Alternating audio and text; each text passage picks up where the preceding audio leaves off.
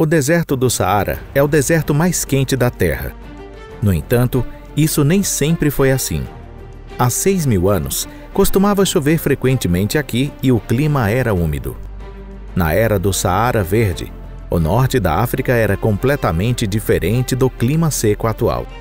Mas, cerca de 5.500 anos atrás, o clima mudou e essa região verdejante se transformou em um deserto escaldante e inóspito. Desde então, o implacável Saara continuou a se expandir, com cerca de 10 quilômetros de terra desertificando a cada ano. Será que podemos derrotar este reino de sol escaldante, calor intenso e areia? Olá a todos! Hoje vamos falar sobre um projeto épico para deter o avanço do deserto do Saara. Será que a humanidade terá o poder de tornar este plano bem-sucedido? Nós somos Pipa. Embora ainda não tenhamos uma resposta para essa pergunta, as pessoas já estão construindo a Grande Muralha Verde.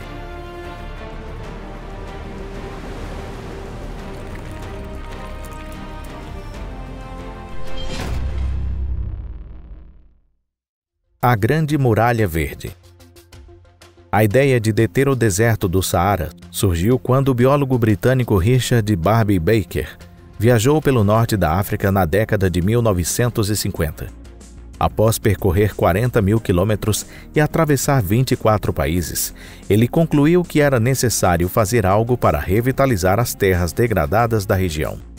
Daí nasceu o conceito do Cinturão Verde, um plano para reflorestar uma faixa de terra de 50 quilômetros de largura, visando enriquecer a região do Sahel. Contudo, esse conceito demorou muito para ser concretizado. No entanto, no início do século XXI, líderes políticos da região começaram a apoiar a construção, ou mais precisamente o cultivo, da Grande Muralha Verde. Eles planejaram plantar árvores em uma faixa de terra de 15 quilômetros de largura e 7.775 quilômetros de comprimento, uma muralha que atravessaria toda a África, de Djibouti a Senegal. Assim, o projeto foi lançado em 2007. A Barragem Verde da Argélia. Plantar árvores em 100 milhões de hectares de terra pode parecer uma tarefa difícil. No entanto, a Grande Muralha Verde é um precedente de sucesso bastante significativo. Nos anos 1960, a Barragem Verde da Argélia se tornou um conto de fadas improvável. Na época, a Argélia enfrentava problemas semelhantes. O deserto do Saara estava se espalhando pelo norte da África, reduzindo drasticamente as terras agrícolas. Ao longo de várias décadas, a Argélia construiu a Barragem Verde, uma faixa verde de 20 quilômetros de largura que se estende por 1.500 quilômetros de oeste a leste. Foram plantados pinheiros de Alepo, resistentes à seca em 3 milhões de hectares de terra, e o solo foi coberto com grama-esparto. Posteriormente, ciprestes e outras árvores também foram plantados. Este projeto mostrou resultados significativos em um período relativamente curto, permitindo que a Argélia se tornasse mais autossuficiente em alimentos do que seus vizinhos. No entanto, o projeto teve seus altos e baixos, e o problema mais significativo foi o enfraquecimento gradual das plantas. Apesar disso, os resultados da Muralha Verde da Argélia foram indiscutíveis, levando o governo a alocar 552 milhões de dólares para a regeneração das áreas reflorestadas até hoje. As árvores da Grande Muralha Verde. Os projetos na Argélia são meticulosamente estudados também em regiões ao sul do deserto do Saara, e as plantas a serem plantadas serão cuidadosamente selecionadas. Mas o que plantar em terras áridas onde nada cresce? A escolha das árvores é extremamente importante. Isso porque afeta diretamente a sobrevivência da Grande Muralha Verde. Por exemplo, no Senegal optou-se por plantar a espécie conhecida como Balanites aegyptiaca, também chamada de tamareira do deserto. Esta árvore é ideal para climas secos e pode sobreviver por mais de 100 anos nesses ambientes. Ela pode ficar sem água por até 2 anos e ainda produz frutos durante períodos de seca. Além disso, mesmo que inundações sejam improváveis nesta região da África, essa árvore é resistente a enchentes e ao fogo, sendo ideal para áreas quentes onde o sol é intenso, como se estivesse sendo colocada em uma grelha. Suas folhas e flores são comestíveis, e embora seus frutos sejam amargos, eles servem como alimento em uma região onde a comida é escassa tanto para humanos quanto para animais. Outra árvore usada na Grande Muralha Verde é a tâmara indiana. Esta árvore é uma planta espinhosa que cresce rapidamente, prosperando com chuvas anuais superiores a 125 milímetros.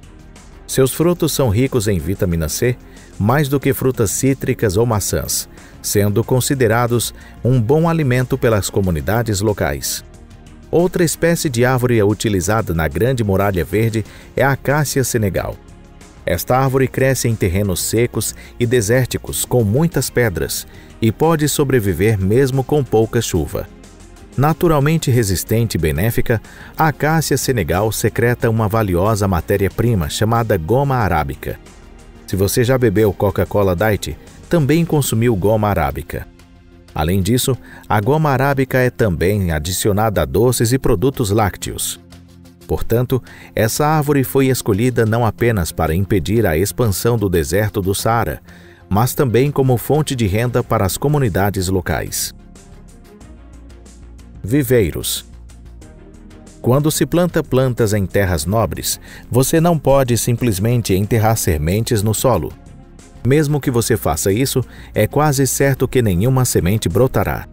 Por isso foram estabelecidos viveiros nos países do norte da África, onde mudas são cultivadas para a Grande Muralha Verde.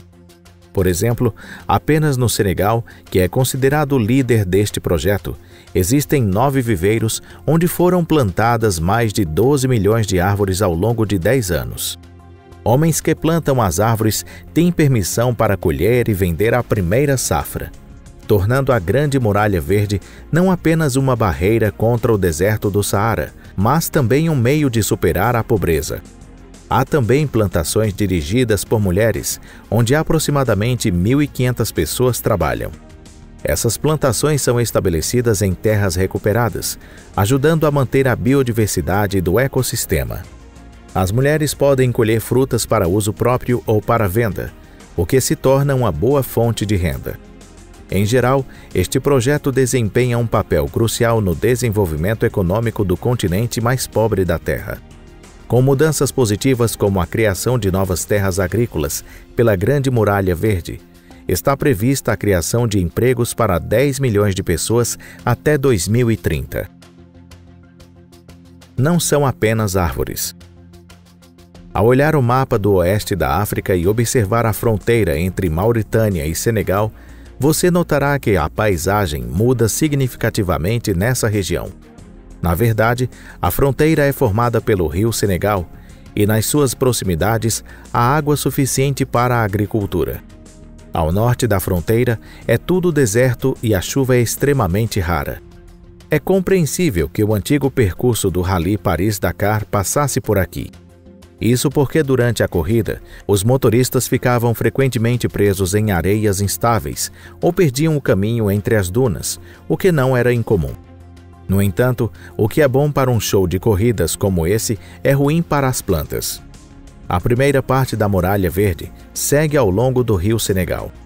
Aqui, aproveitando a proximidade da água, estão particularmente empenhados na revitalização de terras que há muito tempo não sustentavam nenhum tipo de vegetação.